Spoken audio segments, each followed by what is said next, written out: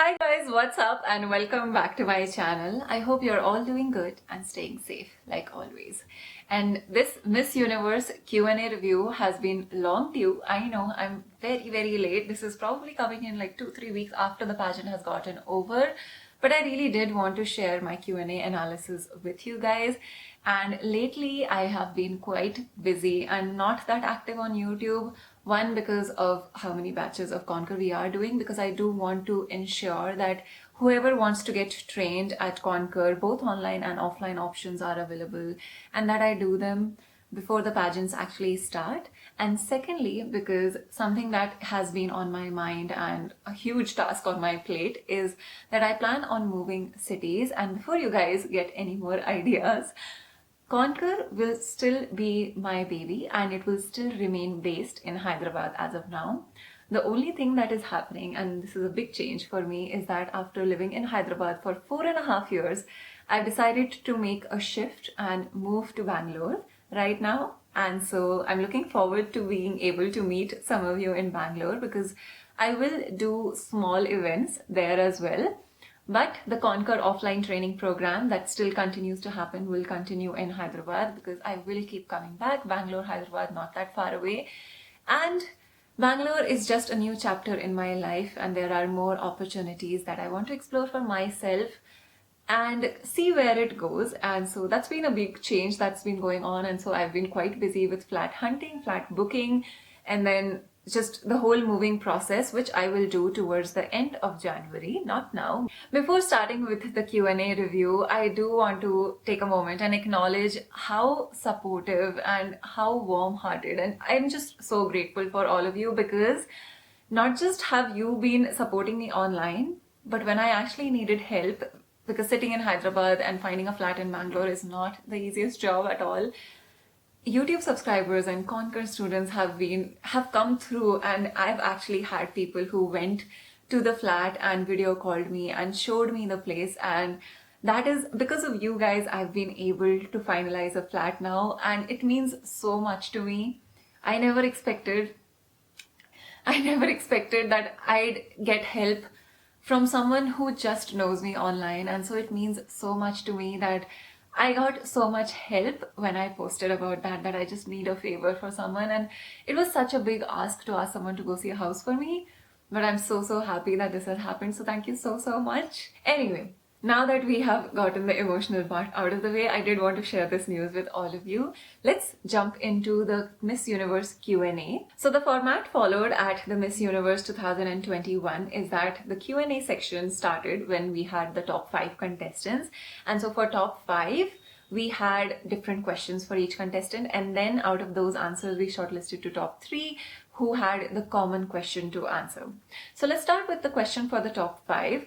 One of the questions, in no particular order, that was asked is that given the ever-changing COVID situation, what is your opinion of mandating a universal vaccine passport?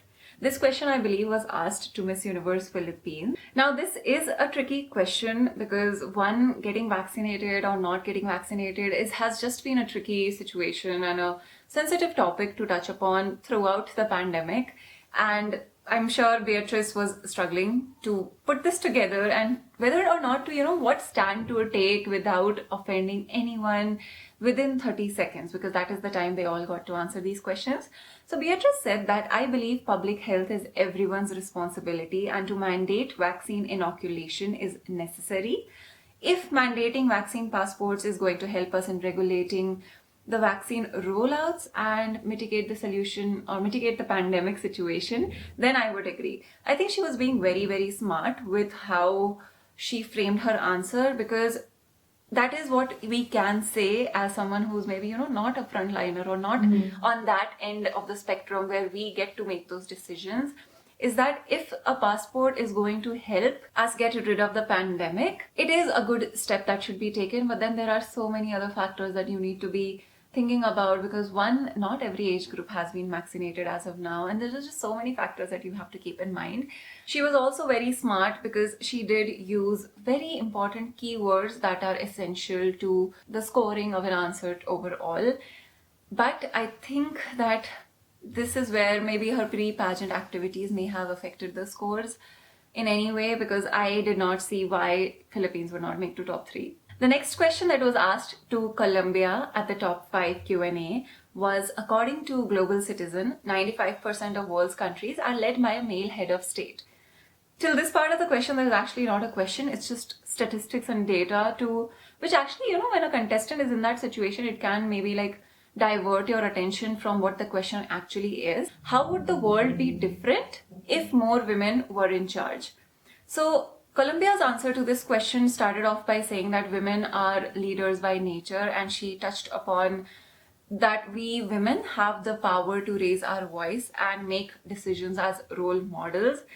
But then it went on to say that women raising their voice at a platform such as Miss Universe, we are taking charge of our lives, and that it was a very motivational answer to end off with. And it was mostly about women getting to raise their voice as an opportunity and also being able to do that. Now, what I think here is Colombia did not really answer the question, because I believe this question gave you the opportunity to talk about so many interesting instances and relevant topics that have been happening in the last 1 year.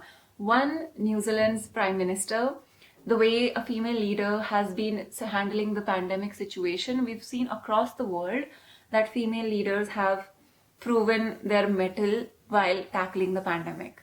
Secondly, also, if I believe that if women were leaders of these countries, then there would be so many decisions that male leaders would not get to make or pass laws or bills about what a woman should or should not do with her body, because the abortion laws, she could have taken a stand on that too, because there are just so many changes that if I was the leader of a country, I would make to ensure women's safety, to ensure women abortion laws, and just everything that is, the medical facilities and who makes these decisions as to what a woman should be allowed to do or not. I think there was so many more impactful directions in which this answer could have gone. And so that is why I believe Colombia may not have made it to top 3, because this answer personally did not impress me the best. Coming to the next question of top 5 Q&A, which was asked to Harnaz, which was, many people think climate change is a hoax. What would you do to convince them otherwise?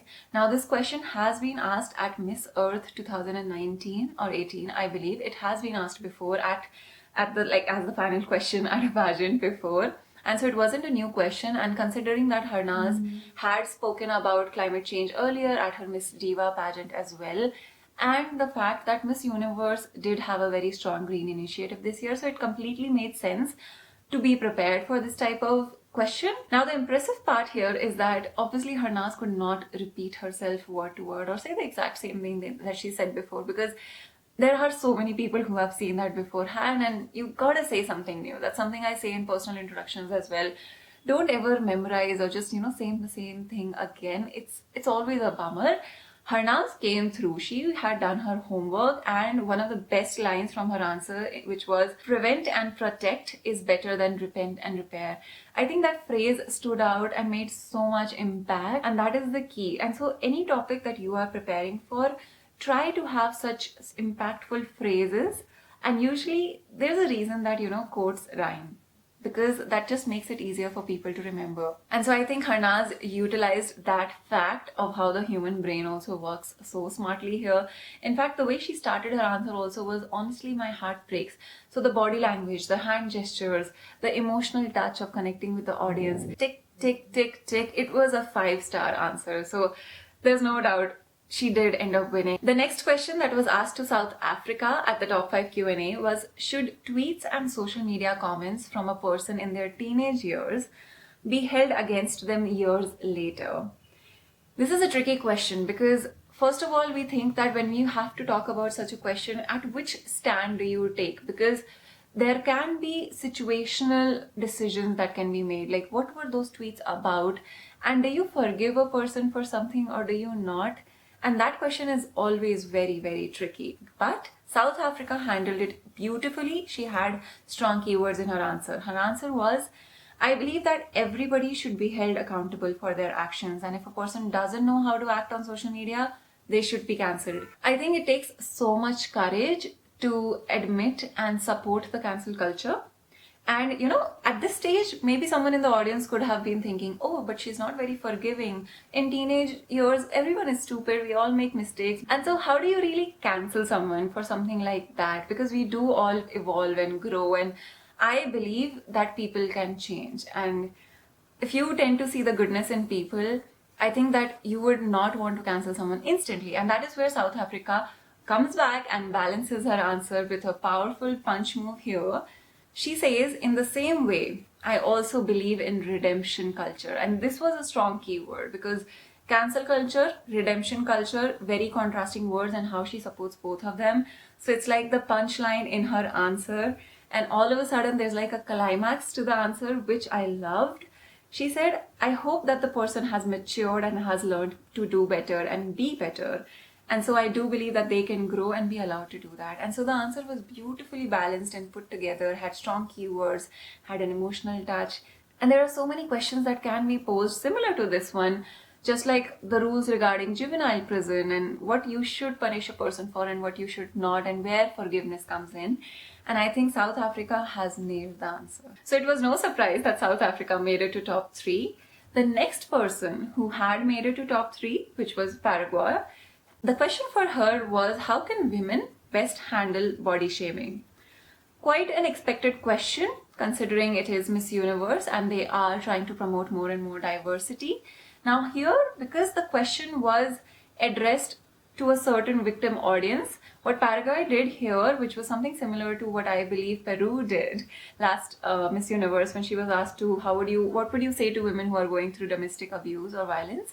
And so Paraguay answered this question in a similar manner, that is, she addressed the women facing body shaming.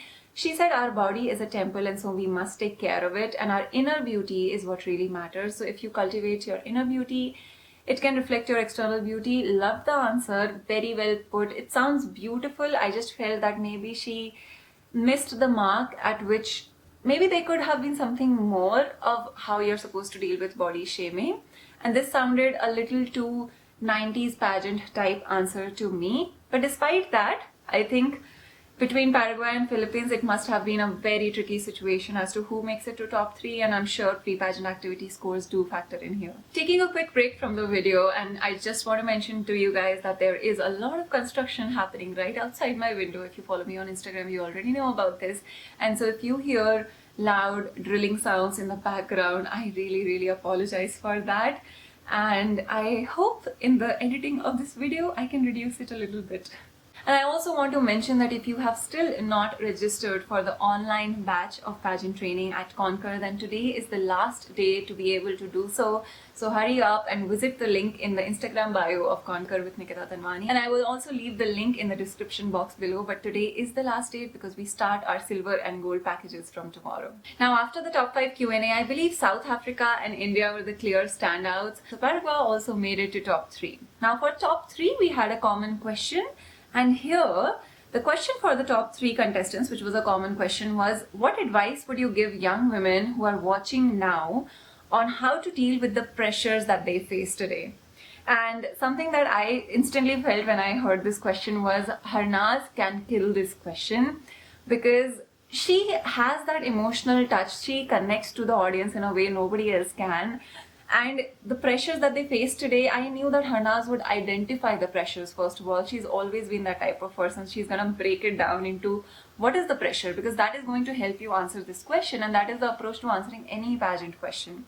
Let's start with what South Africa said in answer to this question. She said to choose courage over comfort at every opportunity that they get.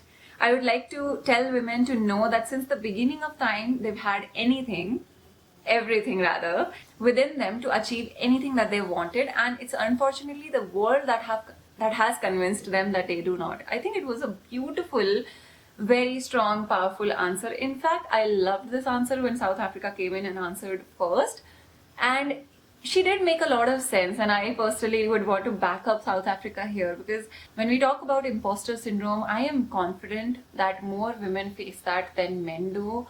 Women are far superior, and I do believe this, that we have more abilities than men because we have worked twice as hard to achieve everything that we do. And I like to say this at Conquer a lot, is that A woman can do everything a man can in heels. The next answer to this question was given by Miss Paragua, and she said, she added a personal touch to this answer. She said that I've been through so many situations in my life, but I overcame them.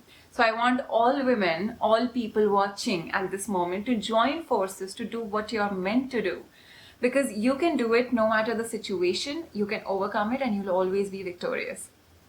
Beautiful motivational answer. Now, something I want to cover here at this moment is that at top 5, obviously there's a different type of tension and pressure going on at the contestants. When you're in top 3, top 2, it is also about, when you're looking for a pageant title holder, how much can she inspire? You need to have a motivational impact and a strong ending to your answer, and that is why a lot of contestants, emphasize on their words and have that motivational factor kick in. And I think Paraguay did that very well until Harnaz came in. So Harnaz chose to answer this question so beautifully. She said, I think the biggest pressure the youth is facing today is to believe in themselves. Love the answer, like right off the bat, she identified lack of self-belief or self-doubt is one of the biggest problems that the generation is facing, and mostly women do face that. To know that you are unique and that makes you beautiful. Stop comparing yourself with others. Instantly, a plan of action, and this is what Harnaz is good at. She tells you what measures or what steps to take and what you can really do. So whether the question would have been about body shaming or what advice would you give to the young women, Harnaz knows. Even at Miss Diva, she did the same thing, and I said that even when I did my Miss Diva review, that she gave a plan of action. And so she said that stop comparing yourself with others, and let's talk about what's more important in the worldwide situation. I think this is what you need to understand. You are the leader of your life, you are the voice of your own. And then she ended her answer, which still gives me goosebumps when I talk about it. I believed in myself, and that is why I am here today. And I think when she said that, everyone in the crowd must have gotten goosebumps. Just even thinking about that moment right now, I wish I could show you guys. I got goosebumps here.